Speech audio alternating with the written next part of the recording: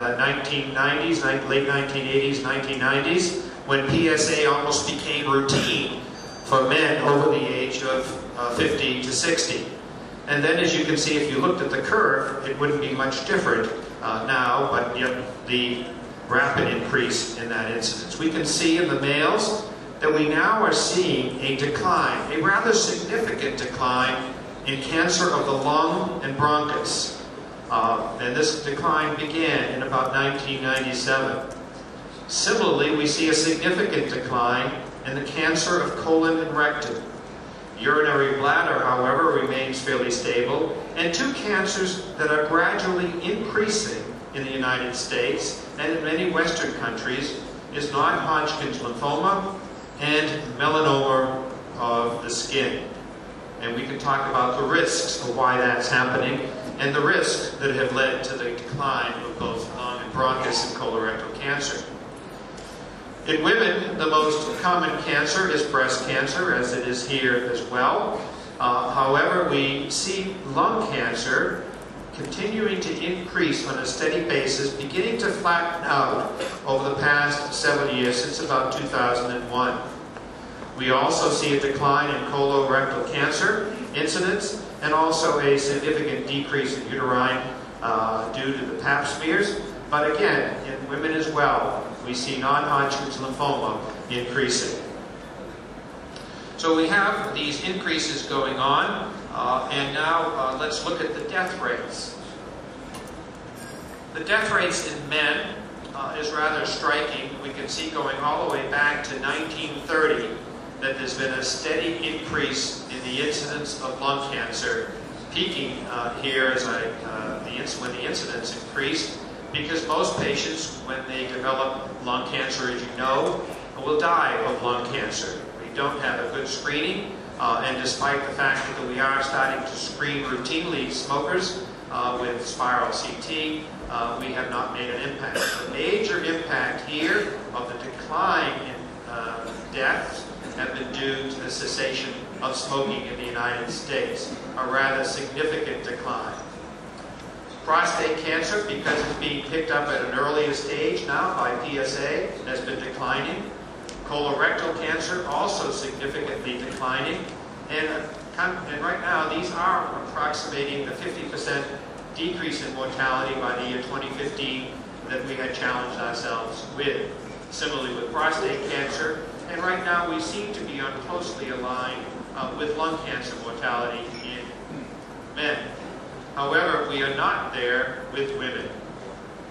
Women started smoking later than men in the United States, and therefore started having an increase in lung cancer later in the 20th century, and they are still sort of plateauing as far as the mortality.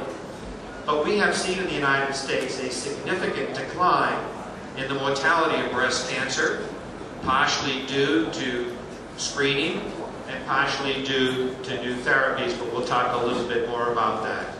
But look at the significant decline also in women with colorectal cancer, and there are many aspects of this, primarily screening with colonoscopy that has become fairly routine in the United States, as well as many dietary changes in the United States.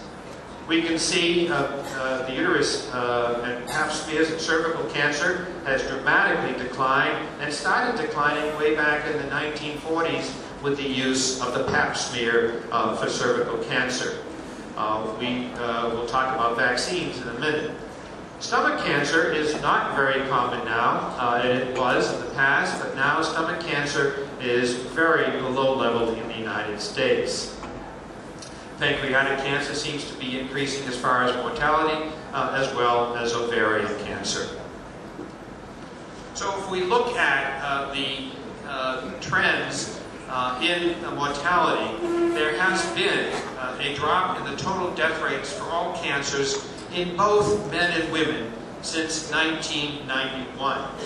So there is the level. We set our challenge goals at a very good time, you might say, in 1995, where there already was a significant decrease, and we wanted to have that decrease go further. So it has gone further, down from a level of 215 deaths per 100,000,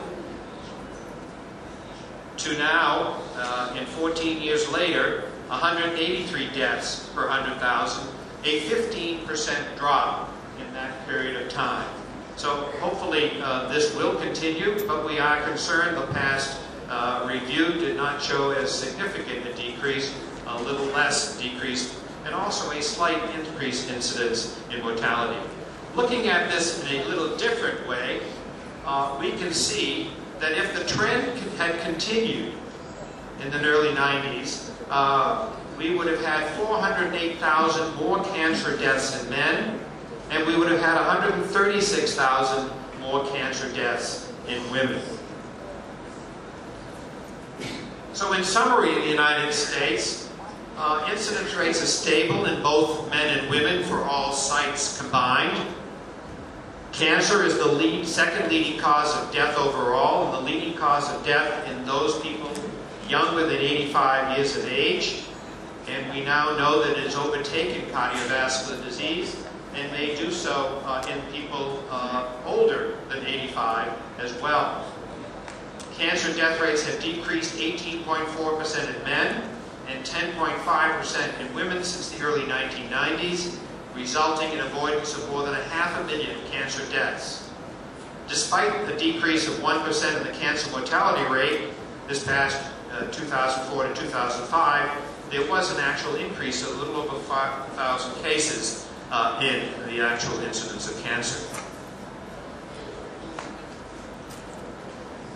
So where are we today with 2008? We expect that there will be more than 1.4 million new cancer cases, 565,000 deaths. The most common most common incidence would be in prostate in men and breast cancer in women, followed by lung and colorectal in both. In both men and women, the three most common sites do account for 50% of the diagnoses. And we'll talk about the fact that these 50% are preventable types of cancer. The 5-year relative survival rate for all cancers combined has significantly increased from 50% in the mid-1970s to now about 66%. Again, lung cancer, most common cause of cancer death in both men and women, followed by prostate in men and breast in women.